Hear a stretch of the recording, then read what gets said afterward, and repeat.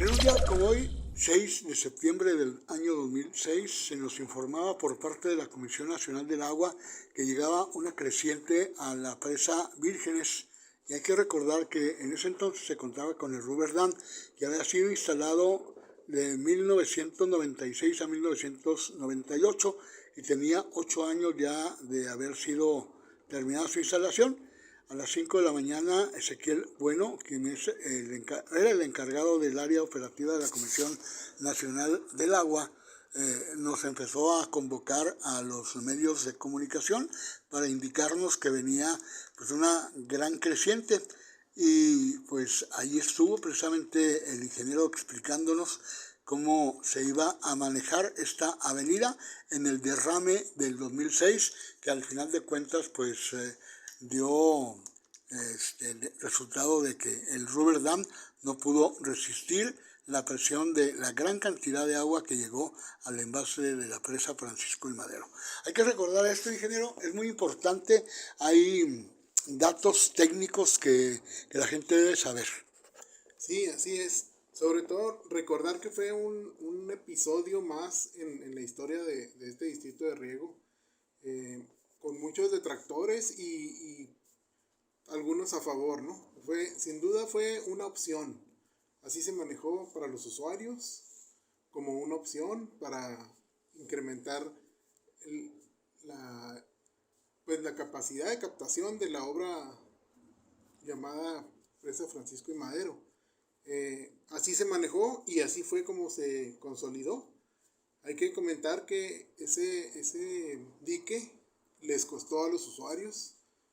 Claro, el gobierno federal hizo una gran aportación, cercana al o por encima del 60%.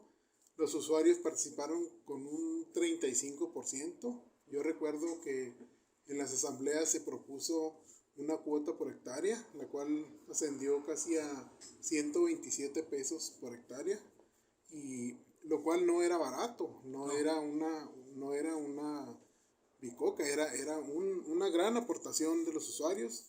Convencidos pues de que iba a ser un beneficio para el distrito, se consolidó esto y se llevó a cabo.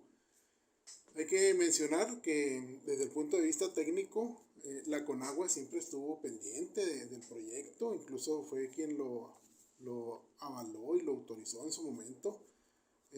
La empresa, la proveedora o constructora, es de reconocimiento mundial, obviamente, número uno en el ramo, ¿no? Aquí hubo un detalle. Este tipo de diques comúnmente se utiliza o se utilizaba en aquellos entonces en todo el mundo en ríos y en arroyos. A lo mejor ahí fue el punto que causó o que fue la diferencia, ¿no? Es decir, en afluentes que siempre tenían agua. Y cuando era necesario, pues se inflaba y hacía la contracción y obviamente provocaba el almacenamiento. Es decir, siempre estaba en contacto con el agua.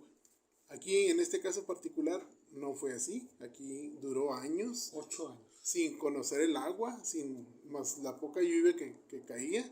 Entonces, pudiera ser ese un factor para que hubiera sido el causante del daño que mostró el dique, ¿no?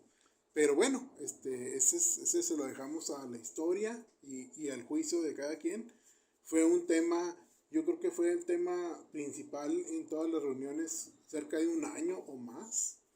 Y bueno, eso trajo algo bueno después de ese, vamos a decir, de ese episodio esa toma de decisión de quitarlo, vino pues la sobrelevación de concreto, que creo que fue una buena decisión y que finalmente es la que le regresó la capacidad a la presa de almacenamiento, que aunque no es la original, pero sí incrementó su capacidad de almacenamiento. Entonces, aquí hay un detalle, una fotografía, ingeniero, donde hablaban de las condiciones actuales de aquel entonces y las mejorías que en un momento determinado se iban a ganar. Sí, había un diferencial ahí cerca de 100 millones, de almacenamiento, lo cual era pues una cantidad pues muy considerable hablamos más del 30% de la capacidad de la obra, pero bueno, la historia nos dio esa oportunidad de vivir esa experiencia, y pues en la actualidad tenemos una capacidad cercana a esa, pero finalmente en concreto, ¿no? Que es para muchos años más.